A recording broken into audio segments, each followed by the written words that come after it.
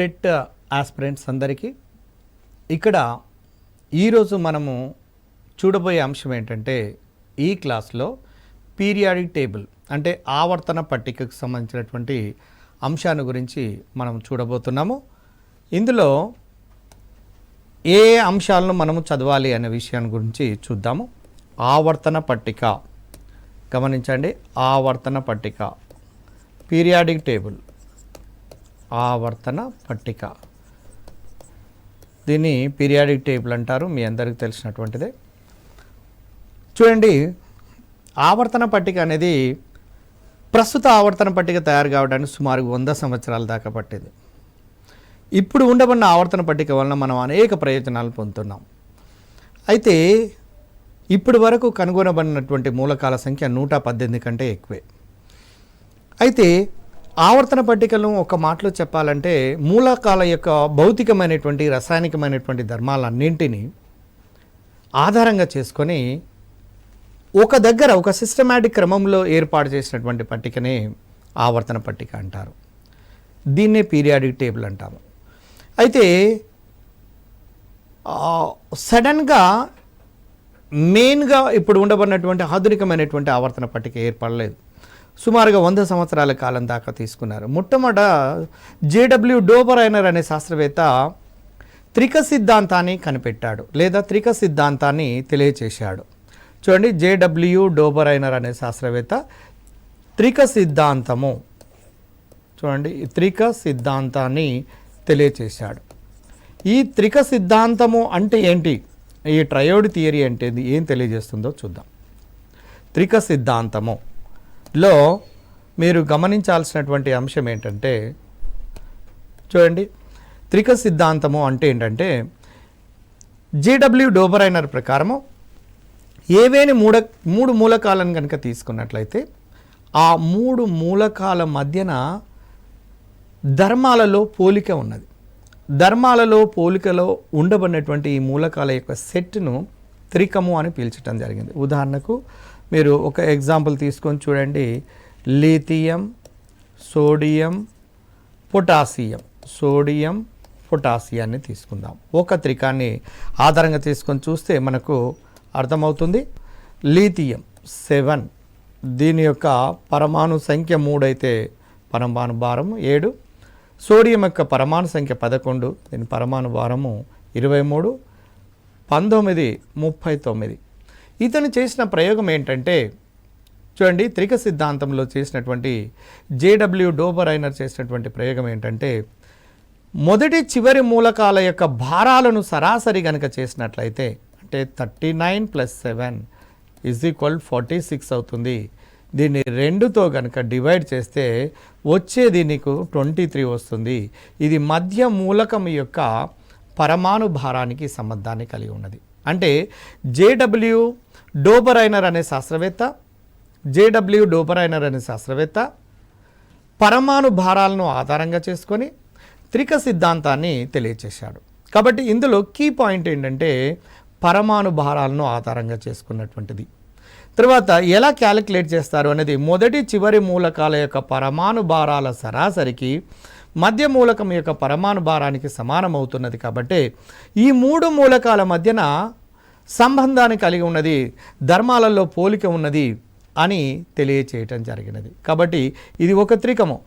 Second ఏ గ్రూప్లో beryllium, magnesium కాకుండా calcium, strontium, బేరియంలను, అదే 7th గ్రూప్లో చూసినట్లయితే క్లోరిన్, బ్రోమిన్, అయోడిన్లలో, అంటే ఇవి త్రికాలుగా. అదేవిధంగా డి బ్లాక్ లోపల కనుక ఉన్నట్లయితే 24, 25, 26 అటామిక్ నంబర్ ఉండబడినటువంటి క్రోమియం, మ్యాంగనీస్, ఐరన్. చూడండి, క్రోమియం, మ్యాంగనీస్, ఐరన్. ఇది క్రోమియం, మ్యాంగనీస్, ఐరన్లో క్రోమియం యొక్క పరమాణు సంఖ్య 24. మీరు గమనించండి, క్రోమియం యొక్క పరమాణు సంఖ్య 24, మ్యాంగనీస్ది 25, ఐరన్ది 26, 56, ఇది 55, 52. సుమారు దగ్గరలో పరమాణు భారాలను కలిగి ఉన్నటువంటి వాటిని కూడా త్రికంగా తీసుకోవటం జరిగింది. అయితే గతంలో అడిగినటువంటి టెట్ ఎగ్జామినేషన్లో కనుక చూసినట్లయితే ఈ క్వశ్చన్ ఇవ్వటం జరిగింది. అంటే జేడబ్ల్యూ డోబరైనర్ త్రిక సిద్ధాంతం మీద ఒక క్వశ్చన్ వచ్చింది. ఏమని అడిగాడు అంటే ఈ క్రింది త్రికములలో ఈ క్రింది ఏ మూలకము త్రికములలో లేనిది అని అడిగాడు. అంటే దానికి ఆన్సర్ క్రోమియం, మ్యాంగనీస్, ఐరన్తో పాటు కోబాల్ట్ కూడా ఇచ్చాడండి. కోబాల్ట్ ఆన్సర్ అవుతున్నది. అంటే త్రికములలో లేనటువంటిది ఏది అన్నాడు. అంటే మనము జేడబ్ల్యూ డోబరైనర్ ఇవ్వబడినటువంటి త్రికాలన్నింటినీ గుర్తుపెట్టుకున్నట్లయితే మనం సులభంగా దీనికి సంబంధించినటువంటి క్వశ్చన్ను అటెంప్ట్ చేయడానికి అవకాశం ఉంటుంది. ఆ తర్వాత మీరు న్యూలాండ్స్ అష్టక సిద్ధాంతము రెండో అంశము ఈ సిలబస్లో ఉండబడినటువంటిది ఏంటంటే న్యూలాండ్స్ అష్టక సిద్ధాంతము. ఇతని ప్రకారము న్యూలాండ్స్ అష్టక సిద్ధాంతంలో ఏం చేశాడంటే వరుసగా మూలకాలను అమర్చుకుంటూ పోస్తే అమర్చబడినటువంటి మూలకాలను 1వ మూలకానికి మరియు 8వ మూలకానికి దగ్గరి సంబంధాన్ని కలిగి ఉన్నవి, ధర్మాలలో పోలికను కలిగి ఉన్నవి. అందుచేత దీన్ని న్యూలాండ్స్ అష్టక సిద్ధాంతాన్ని తెలియచేయటం జరిగినది. వీటిని సంగీత స్వరాలతో పోల్చడం జరిగింది. సరిగమ పద నిస, సా రి గా మా పా ద నీ సా. మళ్ళీ మొదట్లో సా ఏ విధంగానైతే పలికామో దాని యొక్క లక్షణం ఏ విధంగా ఉందో దీని లక్షణం కూడా అదే విధంగా ఉంటుంది. కాబట్టి ఈ విధంగా పోల్చడం జరిగింది న్యూలాండ్స్ అష్టక సిద్ధాంతములో. దీని లోపల కూడా పరమాణు భారాలనే బేస్ చేసుకొని మూలకాలను వరుస క్రమం లోపల అమర్చినప్పుడు 1వ మూలకానికి 8వ మూలకానికి మధ్యన భౌతికంగా రసాయనికంగా ధర్మాలలో పోలిక ఉన్నది. కాబట్టి న్యూలాండ్స్ అష్టక సిద్ధాంతాన్ని ప్రవేశపెట్టడం జరిగినది. ఆ తర్వాత వచ్చినటువంటి సిద్ధాంతం ఏంటంటే మెండలీఫ్ ఆవర్తన పట్టిక. చూడండి, మెండలీఫ్ ఆవర్తన పట్టిక. ఈ మెండలీఫ్ ఆవర్తన పట్టికలో కూడా గతం లోపల కొన్ని క్వశ్చన్స్ అడగటం జరిగినది. మెండలీఫ్ వరకు తెలిసినటువంటి మూలకాల సంఖ్య చాలా తక్కువే. ఆ తక్కువ మూలకాలను వర్గీకరణ చేసి సిస్టమాటిక్గా అమర్చినప్పటికీ కూడా మెండలీఫ్ చేసినటువంటి కొన్ని పొరపాట్ల వలన, అంటే భిన్న ధర్మాలు కలిగినటువంటి మూలకాలను ఒకే గ్రూప్లో చేర్చటం, ఒకే రకమైనటువంటి ధర్మాలను కలిగినటువంటి వాటిని భిన్నమైనటువంటి గ్రూపులలో చేర్చటం వలన మెండలీఫ్ ఆవర్తన పట్టిక కూడా సక్సెస్ కాలేకపోయినది. దీనికి కూడా ఆధారము బేస్ ఏంటంటే పరమాణు భారాలను మాత్రమే ఆధారం చేసుకోవటం జరిగింది. అంటే అటామిక్ వెయిట్స్ను బేస్ చేసుకునే ఈ మెండలీఫ్ ఆవర్తన పట్టిక అనేది ఏర్పడినది. ఈ పట్టిక ప్రకారం చూసినట్లయితే సాధారణంగా ఆధునిక ఆవర్తన పట్టికలో 7 పీరియడ్లు 18 గ్రూపులు ఉంటే దీంట్లో 18 బదులు 1 తీసేస్తే మనకు 8, అంటే 7 పీరియడ్లు 8 గ్రూపులు. మీ అందరికీ తెలుసు ఆవర్తన పట్టిక లోపల నిలువు వరుసలనేమో గ్రూపులు అని, అడ్డు వరుసలను పీరియడ్లు అంటారు. అడ్డు వరుసలను పీరియడ్లు, నిలువు వరుసలను గ్రూపులు అంటారు. ఇందులో మెండలీఫ్ తయారు చేసినటువంటి ఆవర్తన పట్టికలో అప్పటి వరకు తెలిసిన మూలకాలన్నింటినీ చేస్తే వర్గీకరణ చేస్తే ఇక్కడ 7 పీరియడ్లు 8 గ్రూపులుగా వర్గీకరించడం జరిగినది. అయితే దీని లోపల కూడా మెండలీఫ్ యొక్క ఆవర్తన పట్టికకు ఆధారం ఏంటి, దీని యొక్క బేస్ ఏంటి అనేది కనుక గమనించినట్లయితే దీని లోపల కూడా అటామిక్ వెయిట్నే, అంటే పరమాణు భారాన్ని ఆధారంగా చేసుకొని చెప్పడం జరిగినది. అంటే మూలకాల యొక్క భౌతిక రసాయనిక ధర్మాలు, వాటి పరమాణు భారాల ఆవర్తన ప్రమేయాలు అని తెలియచేసినాడు. మూలకాల యొక్క భౌతిక రసాయనిక ధర్మాలు, వాటి పరమాణు భారాల ఆవర్తన ప్రమేయాలు. అంటే మెండలీఫ్ వర్గీకరణ చేసిన దాని ప్రకారము మూలకాల యొక్క లక్షణాలు అనేవి, అంటే ప్రాపర్టీస్ ఆఫ్ ఎలిమెంట్స్ అనేవి దేని మీద ఆధారపడి ఉంటుందని తెలియజేశాడు. అంటే ముఖ్యంగా పరమాణు భారం మీద మాత్రమే ఆధారపడుతుందనే విషయాన్ని తెలియచేయటం జరిగింది. ఇది మెండలీఫ్ ఒక గొప్పగా ఊహించబడినటువంటి అంశం ఏంటంటే ఎకా బోరాన్. చూడండి, ఎకా అంటే కొత్తగా భవిష్యత్తులో నేను కనుక్కోలేదు కానీ భవిష్యత్తులో కొన్ని కొత్త మూలకాలు కనుగొంటారని ముందుగానే ఉంచి కొన్ని ఖాళీలను వదిలిపెట్టినటువంటి ఘనత మెండలీఫ్ శాస్త్రవేత్తకే దక్కుతుంది. ఈ మెండలీఫ్ వదిలిపెట్టినటువంటి అంటే గతంలో ఆడినటువంటి క్వశ్చన్ చూడండి, మెండలీఫ్ ఊహించబడినటువంటి ఎకాబోరాన్ అనేది తర్వాత కాలం లోపల ఏ మూలకంగా గుర్తించబడింది అంటే స్కాండియంగా గుర్తించబడినది. ఇది గతం లోపల వచ్చినటువంటి ప్రశ్ననే. అంటే మెండలీఫ్ ఆవర్తన పట్టిక నుండి కూడా కొన్ని సందర్భాల్లో టెట్ ఎగ్జామినేషన్లో క్వశ్చన్స్ అడుగుతున్నారు. కాబట్టి జేడబ్ల్యూ డోబరైనర్ ఆవర్తన పట్టిక అంటే త్రిక సిద్ధాంతానికి సంబంధించినటువంటిది, మెండలీఫ్ ఆవర్తన పట్టిక, న్యూలాన్స్ అష్టక సిద్ధాంతం అంటే టెట్ సిలబస్ లోపల ఇవ్వబడినటువంటి అంశాలు మాత్రం మనము చర్చిస్తున్నాం. వాటి మీద మాత్రమే కూలంకషంగా టెక్స్ట్ బుక్ లోపల ఉండబడినటువంటి అంశాలను లైన్ బై లైన్ చదువుకుంటూ మీరు పాయింట్స్ని తయారు చేసుకుంటూ ఇక్కడ టీసాట్ ద్వారా ఇవ్వబడినటువంటి లేదా ప్రసారం అవుతున్నటువంటి కార్యక్రమాలను స్పష్టంగా 1-2 సార్లను వింటూ దాని మీద పూర్తి కాన్సెప్ట్ వచ్చిన తర్వాత మళ్ళీ ఒక ఓన్గా నోట్స్ని కనుక తయారు చేసినట్లయితే డెఫినెట్గా మీరు సక్సెస్ పొందడానికి లేదా ది బెస్ట్ మార్క్స్ పొందడానికి అవకాశం ఉంటుందనేది నా నమ్మకం. తర్వాత మెండలీఫ్ ఆవర్తన పట్టిక తర్వాత నెక్స్ట్ నీల్స్ బోర్ ఆవర్తన పట్టిక. చూడండి, నీల్స్ బోర్ ఆవర్తన పట్టిక అంటే ఏందో చూద్దాం, ఒక్కసారి గమనిద్దాము. నీల్స్ బోర్ ఆవర్తన పట్టికకు సంబంధించినటువంటి ఇతర పేర్లు ఏంటో కూడా చూద్దాం. అంటే ఆధునిక ఆవర్తన పట్టిక అని కూడా అంటారు. ఆధునిక ఆవర్తన పట్టిక, దీన్నే నవీన ఆవర్తన పట్టిక అంటారు. నవీన, దీనినే పొడవైన ఆవర్తన పట్టిక అని కూడా అంటారు. దీన్నే నీల్స్ బోర్ ఆవర్తన పట్టిక అని కూడా అంటారు. ఆధునిక ఆవర్తన పట్టిక, నవీన ఆవర్తన పట్టిక, పొడవైన ఆవర్తన పట్టిక, విస్తృత ఆవర్తన పట్టిక, బోర్ ఆవర్తన పట్టిక అని వివిధ రకాల పేర్లతో మనం పిలుస్తున్నాం ప్రస్తుతం ఉండబడినటువంటి ఆవర్తన పట్టిక. ఇప్పుడు ఈ ఆవర్తన పట్టిక లోపల ఎన్ని గ్రూపులు ఉన్నవి, ఎన్ని పీరియడ్లు ఉన్నవి అంటే చూడండి, 7 పీరియడ్లు ఉన్నవి, 18 గ్రూపులు ఉన్నాయండి. గ్రూప్స్ ఏమో 18, పీరియడ్లు మాత్రమే ఎన్ని ఉన్నవి అంటే చూడండి 7గా ఉన్నవి. ఇది ఒకటి గుర్తుంచుకోండి, మెయిన్ ముఖ్యమైనటువంటి పాయింట్లు అది ఒకటి.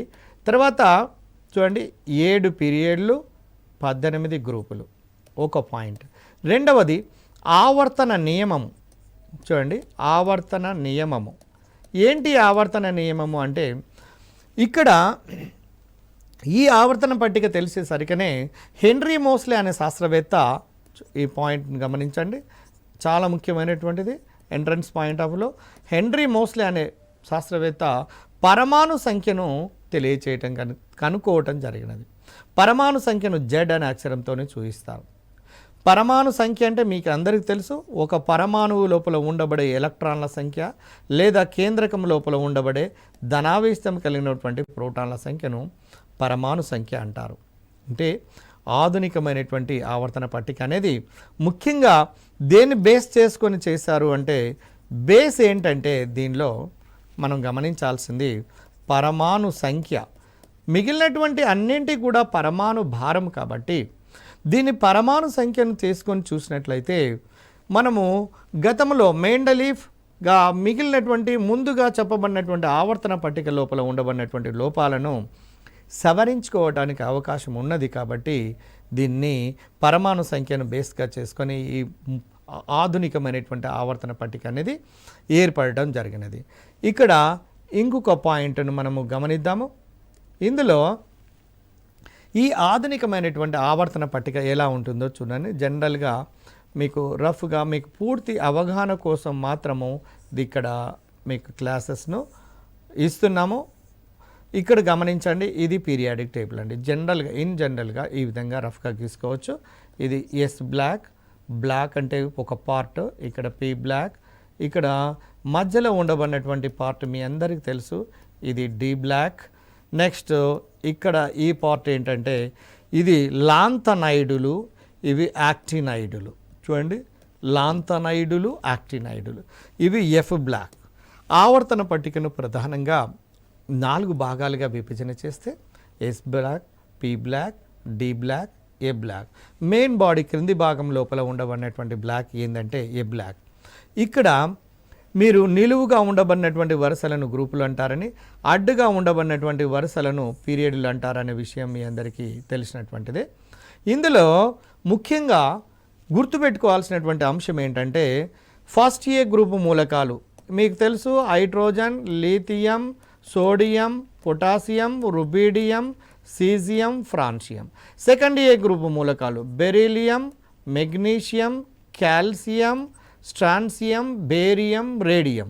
ఇలా ఒక హైడ్రోజన్ మినహా మిగిలినవన్నీ కూడా లోహాలండి. అంటే ఎస్ బ్లాక్లో రేపు అడగొచ్చు క్వశ్చన్, ఎస్ బ్లాక్ లోపల ఉండవన్న అలోహం ఏంటిదంటే హైడ్రోజన్. ఎస్ బ్లాక్ మూలకాలు దేనితో నిండి ఉన్నాయంటే లోహాలు మరియు అలోహాలతో, అంటే ముఖ్యంగా ఒకటి తప్ప హైడ్రోజన్ తప్ప మిగిలినవన్నీ లోహాలతోని. డి బ్లాక్ మొత్తం కూడా పూర్తిగా లోహాలతోనే నిండి ఉంటుంది. ఏ బ్లాక్ మొత్తం కూడా పూర్తిగా లోహాలతో నిండి ఉంది. గతం లోపల అడిగినటువంటి కొన్ని క్వశ్చన్లలో పి బ్లాక్ మాత్రము లోహాలు, అలోహాలు, అర్ధలోహాలు 3 రకాల వాటితోని నిండి ఉండబడినటువంటిది ఏంటిదంటే పి బ్లాక్. కాబట్టి దీన్ని ఇంపార్టెంట్ బిట్గా మీరు గమనించాల్సినటువంటి అవసరం ఉన్నది. ఆ తర్వాత ఈ గ్రూపు మూలకాలను కొన్ని ముఖ్యమైనటువంటి అంశాలు ఏంటంటే చూడండి, ఫస్ట్ ఏ గ్రూపు మూలకాలు మీకు ముందుగానే కెమిస్ట్రీ సీక్రెట్స్లలో నేర్చుకోమని చెప్పాను. ఫస్ట్ గ్రూప్ మూలకాలు ఇవి NS1 కాన్ఫిగరేషన్ను, అవుటర్ మోస్ట్ ఎలక్ట్రాన్ కాన్ఫిగరేషన్ కలిగి ఉంటే ఇవి ఎలక్ట్రాన్ను కోల్పోవటం వల్ల NS0గా మారి +1 ఆక్సిడేషన్ నంబర్ను చూపుతాయని. అదేవిధంగా second A outermost electron configuration NS2, అదే థర్డ్ ఏ గ్రూపును బోరాన్ కుటుంబము అంటారు. ఇది NS2NP1గా రాయవచ్చు, NS2NP1. అదే ఫోర్త్ ఏ గ్రూపు మూలకాలను కనుక చూసినట్లయితే మీకు గతంలో కూడా చూసారు, ఇవి +2 అంటే ఎస్ లోపల ఉండబడిన 2 ఎలక్ట్రాన్ కోల్పోయి +2ను, ఇది ఒక ఎలక్ట్రాన్ కోల్పోయినప్పుడు +1, మొత్తం 3గా పోతే +3ను. అంటే some times third A group elements they may be exhibiting the +1 and +3 రెండింటిని కూడా ఆక్సిడేషన్ చూపించే లక్షణాన్ని కలిగి ఉన్నవి. NS2NP2 ఇవి 2 ఎలక్ట్రాన్లు కోల్పోయినప్పుడు +2ను, మిగిలినవి ఈ రెండు మొత్తం 4 ఎలక్ట్రాన్లు కోల్పోయినప్పుడు +4ను చూపిస్తున్నవి. అంటే ఇవి ఆక్సీకరణ స్థితులండి. ఈ ఆక్సీకరణ స్థితులు కనుక తెలిసినట్లయితే ఫార్ములాను మనం సులభంగా ఎలా రాయవచ్చు అనేది మనము ముందు క్లాస్లో చూడటం జరిగింది. అదేవిధంగా ఈ అవుటర్ మోస్ట్ ఎలక్ట్రాన్ కాన్ఫిగరేషన్స్ మనకు గుర్తున్నట్లయితే ఆక్సిడేషన్ నంబర్స్ కూడా ఈజీగా గుర్తుండటానికి అవకాశం ఉంటుంది. అదేవిధంగా ఫిఫ్త్ ఏకు కనుక పోయినట్లయితే అంటే రైట్ సైడ్ వస్తున్నావు కాబట్టి నెగిటివ్ ఆక్సిడేషన్ నంబర్స్ను కూడా చూపిస్తున్నాయి, -3, +3, +5ను. అదే సిక్స్త్ ఏ వీటిని చాల్కోజనులు అని కూడా అంటారు. ఏమంటారు? చాల్కోజనులు. గమనించండి, చాల్కోజనులు అంటారు సిక్స్త్ ఏను. ఇక ఈ సిక్స్త్ ఏ లోపల -2, +2, +4, +6 అంటే ఇక్కడ general outer most electron configuration ఎట్లా ఉంటుందంటే NS2NP4. దీని ఆధారంగా చేసుకొని మనం సులభంగా వీటిని గుర్తుపెట్టుకోవడానికి అవకాశం ఉంటుంది. సెవెంత్ ఏ చూడండి, సెవెంత్ ఏ గ్రూప్ ఎలిమెంట్స్ అయితే NS2NP5. ఇక్కడ చూడండి NS2, ఫిఫ్త్ ఏ కాబట్టి NP3. ఈ నంబర్ని బట్టి గుర్తుపెట్టవచ్చు 2, 3, 5. కాబట్టి ఫిఫ్త్ ఏకు NS2NP3, సిక్స్త్ ఏకు NS2NP4, సెవెంత్ ఏకు NS2NP5. ఇవి -1, +1, +3, +5, +7 లాంటి వివిధ రకాల ఆక్సీకరణ స్థితులను కలిగి ఉంటున్నవి. అంటే ఇక్కడ గతంలో అడిగినటువంటి క్వశ్చన్ చూడండి, మీకు ఆ క్వశ్చన్ ఎలా ఉందో మీకు చూస్తే మీకు అర్థమైపోతుంది. ఉదాహరణకు చూడండి, చాల్కోజన్ చూడండి సల్ఫర్ ఇచ్చాడు, హాలోజన్ క్లోరిన్ ఇచ్చాడు, ఉత్కృష్ట వాయువు అంటే నోబుల్ గ్యాస్ ఉత్కృష్ట వాయువుకేమో ఆక్సిజన్ ఇచ్చాడు, నెక్స్ట్ క్షారలోహము అంటే సోడియం ఇచ్చాడు. మీకు చాల్కోజన్స్ అంటే సిక్స్త్ ఏ గ్రూప్ మూలకాలు నోటికి గుర్తుపెట్టుకుంటారు కాబట్టి ఆక్సిజన్, సల్ఫర్, సెలూనియం, టెలూరియం, పొలోనియం కాబట్టి చాల్కోజన్ కరెక్టే. హాలోజన్లు ఫ్లోరిన్, క్లోరిన్, బ్రోమిన్, అయోడిన్ ఇది కూడా కరెక్టే.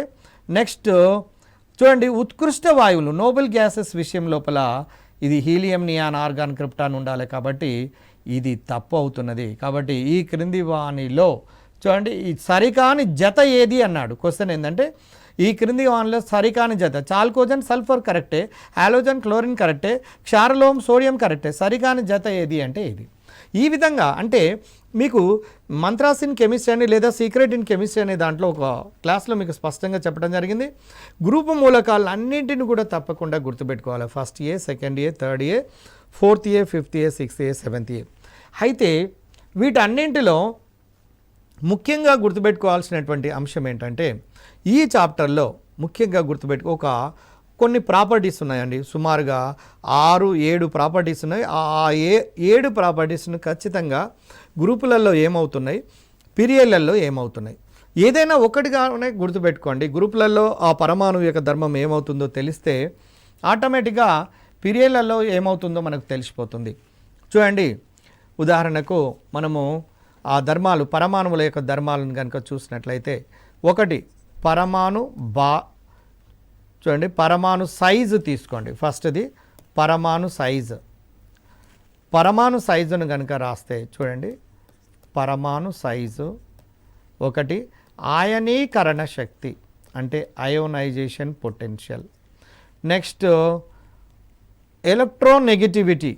ఎలక్ట్రోనెగటివిటీ అంటే రుణ విద్యుదాత్మకత.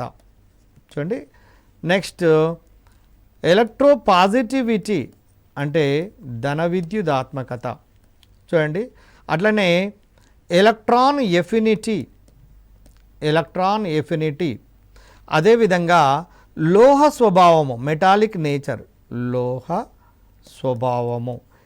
ఇది ముఖ్యమైనటువంటిదండి ఈ ఆవర్తన పట్టికలో. లోహ స్వభావము, అలోహ స్వభావము.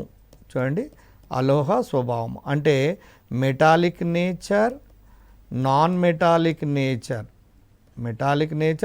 Non metallic nature. ఈ అంశాలను కనుక మనము గమనించినట్లయితే సులభంగా, అంటే ఇంకొకటి వ్యాలెన్సీ కూడా ఉన్నది దీంట్లో. మనకి ఇవ్వబడినటువంటి సిలబస్ ప్రకారము వ్యాలెన్సీని కూడా చూడాలి. ఇక్కడ గ్రూపును తీసుకోండి, ఇక్కడ పీరియడ్ను తీసుకొని చూడండి. ఒక గ్రూపులో మీ అందరికీ తెలుసు, గ్రూపులో ఏమవుతుంటుంది అంటే పరమాణు సైజు పైనుంచి కిందికి పెరుగుతూ వస్తుందండి. మీరు ఎగ్జాంపుల్గా చూడండి, ఈ ఒక్క అంశం అర్థమైతే మిగతా అవన్నీ అర్థమవుతుంటాయి. కాబట్టి దీన్ని అర్థం చేసుకోవడానికి ప్రయత్నం చేయాలి. ఒకటి, గ్రూప్లో చూడండి, పైనుంచి కిందికి వస్తున్న కొద్దీ పరమాణు సైజులు పెరుగుతున్నాయి. పరమాణు సైజులు పెరిగినప్పుడు ఇప్పుడు కేంద్రకం నుంచి ఎలక్ట్రాన్ యొక్క ఆకర్షణ తగ్గుతుంది. కాబట్టి సులభంగా ఎలక్ట్రాన్లను కోల్పోతాయి. సులభంగా ఎలక్ట్రాన్లు కోల్పోయే లక్షణం ఏంటంటే లోహ లక్షణం. కాబట్టి పైనుంచి కిందికి వస్తున్న కొలది, గ్రూపులో పైనుంచి కిందికి వస్తుంటే లోహ స్వభావం పెరుగుతూ ఉంటుంది. పెరగటానికి సింబల్ ఇది పెట్టుకుందామండి, పెరుగుతూ ఉంటుంది. లోహాన్ అంటే మెటాలిక్ నేచర్ గ్రూపులో పెరుగుతూ ఉంటుంది. ఎలక్ట్రాన్లు విడుదల చేసే స్వభావం పైనుంచి కిందికి పెరుగుతూ ఉంటుంది. కాబట్టి ఇప్పుడు ఉదాహరణకు lithium, sodium, potassium, rubidium, caesium, francium ఉన్నదనుకోండి. వీటిలో ఫ్రాన్షియం రేడియో యాక్టివ్ ఎలిమెంట్ కాబట్టి ఎక్కువ లో లక్షణం కలిగి ఉన్నది ఏది అన్నాడు అనుకోండి, 4 ఇచ్చి అప్పుడు సీజియం ఆన్సర్గా పెట్టడానికి అవకాశం ఉంది. ఎందుకంటే చివరిలో ఉన్నది, గ్రూప్లో పైనుంచి కిందికి వస్తున్నది కాబట్టి. లో లక్షణం గ్రూపులో పెరిగితే పీరియడ్లో ఏమవుతుంది అంటే ఆటోమేటిక్గా తగ్గుతుంది. తెలివి కలిగినటువంటి అభ్యర్థి, టెట్ రాస్తున్నటువంటి అభ్యర్థులు, సీరియస్గా ప్రిపేర్ అవుతున్నటువంటి అభ్యర్థులు ఈ అంశాలను ఒక దగ్గరగా రాసుకొని ఒక్క ప్రాపర్టీని బేస్ చేసుకొని మిగిలినటువంటి ప్రాపర్టీస్ని అన్నిటిని కూడా రాబట్టగలిగినట్లయితే ఎంట్రన్స్లలో సులభంగా మనం సక్సెస్ కావడానికి అవకాశం ఉంటుంది. లోహ స్వభావము ఏమైంది అంటే పెరిగింది, గ్రూపులలో పీరియడ్లలో తగ్గితే అలోహ స్వభావం ఏమవుతుంది, ఆటోమేటిక్గా దానికి రివర్స్ కాబట్టి తగ్గుతుంది, దీంట్లో పెరుగుతుంది. ఇక పరమాణు సైజు మీ అందరికీ తెలుసు, గ్రూప్లో పైనుంచి కిందికి వస్తుంటుంటే పెరుగుతూ ఉంటుంది. పరమాణు సైజు అనేది దీంట్లో పీరియడ్లో ఏమవుతుందో చూడండి, తగ్గుతూ ఉంటుంది, పీరియడ్లో తగ్గుతూ ఉంటుంది. ఆయనీకరణ శక్తి, అయోనైజేషన్ పొటెన్షియల్, ఇది ఖచ్చితంగా అర్థం కావాల్సిందే అండి, లేకపోయినట్లయితే ఆన్సర్ చేయలేము. ఆయనీకరణ శక్తి అంటే ఎలక్ట్రాన్ కేంద్రకం చేత ఆకర్షించబడి ఉంటుంది. అందువల్ల ఎలక్ట్రాన్ను మనము సులభంగా రమ్మంటే రాదు, కాబట్టి దీన్ని కొంత శక్తిని ఉపయోగిస్తేనే వస్తుంది. ఎలక్ట్రాన్ను బయటికి తీయడానికి అవసరమైన శక్తినే ఆయనీకరణ శక్తి లేదా అయోనైజేషన్ పొటెన్షియల్ అంటారు. అంటే చూడండి, the energy which is requiring to remove the electron is called as ionization potential, ఆయనీకరణ శక్తి అంటారు. చూడండి, పైనుంచి కిందికి వస్తున్నప్పుడు సైజు పెరుగుతూ వస్తుంది. సైజు పెరిగినప్పుడు ఎలక్ట్రాన్ తీసివేయడం చాలా సులభం. అందువల్ల గ్రూపులో పైనుంచి కిందికి వస్తుంటే ఆయనీకరణ శక్తి విలువలు ఏమవుతున్నాయి అంటే తగ్గుతున్నాయి. ఆటోమేటిక్గా పీరియడ్లో ఏమవుతుంటుంటాయి అంటే పెరుగుతూ ఉంటాయి.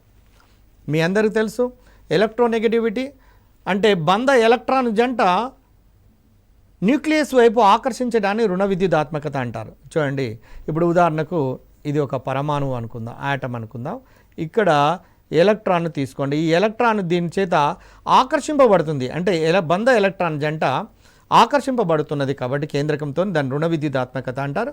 పైనుంచి కిందికి వస్తుంటే సైజు పెరుగుతుంది కాబట్టి రుణ విద్యుదాత్మక విలువలు తగ్గుతూ ఉన్నవి. రుణ విద్యుదాత్మక విలువలు తగ్గితే దీంట్లో పీరియడ్లలో పెరుగుతూ ఉంటాయి. ఎలక్ట్రోపాజిటివిటీ అంటే ఎలక్ట్రోపాజిటివిటీ అన్నా లోహ స్వభావం అన్నా ఒకటే కాబట్టి లోహ స్వభావం పెరుగుతుంది కాబట్టి ఎలక్ట్రోపాజిటివిటీ కూడా పెరుగుతుంది. దీంట్లో ఏమవుతుందంటే తగ్గుతూ ఉంటుంది. ఇక వ్యాలెన్సీ విషయానికి వస్తే గ్రూపులలో వ్యాలెన్సీ అనేది స్థిరంగా ఉంటుంది.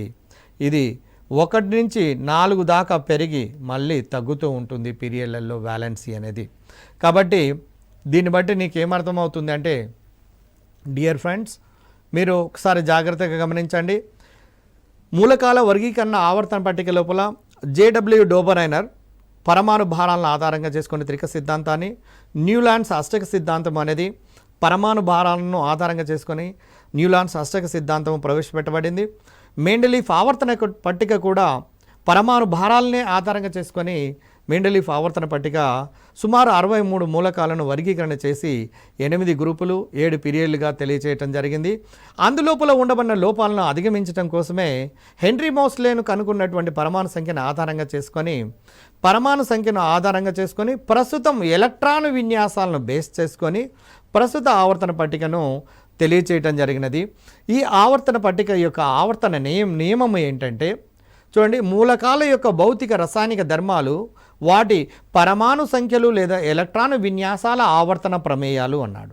అంటే దీన్ని బట్టి నీకేమర్థమవుతుందంటే ప్రస్తుత ఆవర్తన పట్టిక, నవీన ఆవర్తన పట్టిక, ఆధునిక ఆవర్తన పట్టిక అనేది పరమాణు సంఖ్యల మీద లేదా ఎలక్ట్రాన్ విన్యాసాల మీద ఆధారపడుతుందని, అప్పుడు మాత్రమే కరెక్ట్ వర్గీకరణ జరుగుతున్నదని, దాని ఫలితంగా వచ్చినటువంటిదే ప్రస్తుత ఆవర్తన పట్టిక అనే విషయం మనకు తెలుస్తున్నది. కాబట్టి ఎంట్రన్స్లలో గతంలో ఏం అడిగాడు అంటే గ్రూపులో పైనుండి క్రిందికి పోయిన కొలది అలోహ స్వభావం ఏమవుతున్నది. చూడండి, గ్రూపులో పైనుండి క్రిందికి పోయిన కొలది అలోహ స్వభావం ఏమవుతున్నది అన్నాడు.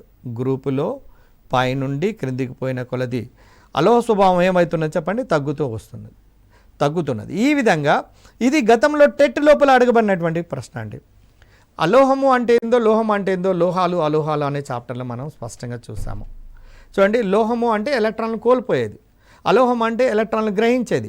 ఎలక్ట్రాన్లు కోల్పోవాలంటే పరమాణు సైజులు సాధారణంగా ఎక్కువగా ఉంటాయి. మీరు పీరియాడ్ టేబుల్లో లెఫ్ట్ సైడ్ లోపల ఉండబడిన మొత్తం కూడా మెటల్స్ అన్నీ కూడా పరమాణు సైజులు పెద్దగా ఉంటాయి. అందువల్ల సులభంగా ఎలక్ట్రాన్ కోల్పోతాయి.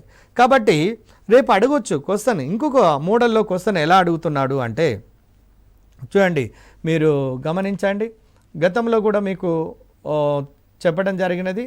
అదేంటంటే ఉదాహరణకు సెకండ్ గ్రూప్ ఎలిమెంట్స్ తీసుకోండి, beryllium, magnesium, calcium, strontium, barium తీసుకోండి. ఈ క్రింది వాళ్ళలో బెస్ట్ మెటల్ ఏది అంటే బేరియం అవుతుంది. ఎందుకంటే పైనుంచి కిందికి పోతున్న కొలది గ్రూపులో ఏమవుతుందంటే సైజు పెరుగుతున్నది. సైజు పెరిగినప్పుడు ఏమవుతున్నది అంటే ఎలక్ట్రాన్ సులభంగా కోల్పోతున్నది. కాబట్టి దాని ఫలితంగా ఎలక్ట్రాన్లు ఏదైతే సులభంగా కోల్పోతుందో దానికి అత్యధిక లోహ లక్షణాలను కలిగి ఉంటుంది. కాబట్టి వీటన్నిటిలో బెస్ట్ ఏదంటే ఇవి. మూలకాలన్నింటిలో బెస్ట్ మెటల్స్ ఏవి అంటే క్షారలోహాలు. దాని తర్వాత ఇంకా తర్వాత ఉండబడినటువంటి మూలకాలు లేదా లోహాలు ఏంటి అంటే సెకండ్ ఏ గ్రూప్ మూలకాలు.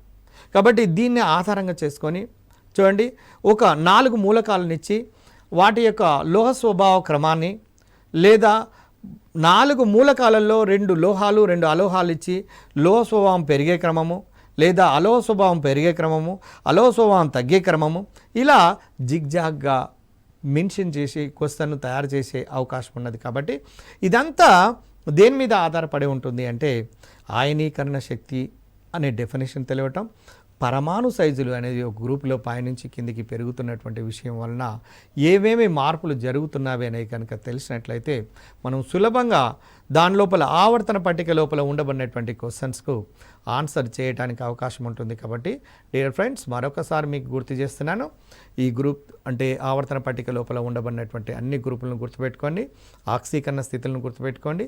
దానివలన మీకు ఫలితం ఏంటంటే ఆక్సీకరణ స్థితుల వలన ఫార్ములాలు రాయగలుగుతారు. ఫార్ములాని రాయగలగడం వల్ల మీకు ఆటోమేటిక్గా అణుభారాల మీద క్వశ్చన్ అడిగినా కూడా, ఎందుకంటే గతంలో మెగ్నీషియం క్లోరైడ్ యొక్క అణుభారం మీద అడిగాడు టెట్ ఎగ్జామినేషన్లో, కాబట్టి ఆ విధంగా ఏ క్వశ్చన్ అడిగినా కూడా మనం లింక్ చేసుకోవడానికి అవకాశం ఉంటుంది. కాబట్టి సీక్రెట్స్ ఇన్ కెమిస్ట్రీ అనే దాన్ని ఏవైతే మీకు క్లాసెస్ మన టీశాట్ ద్వారా ప్రసారం అవుతున్నటువంటి దాంట్లో ఏవైతే చెప్పానో వాటి మీద మీరు కాన్సన్ట్రేట్ చేసి ది బెస్ట్ మార్క్స్ సాధించాలని టెట్లో కోరుకుంటూ thank you one and all.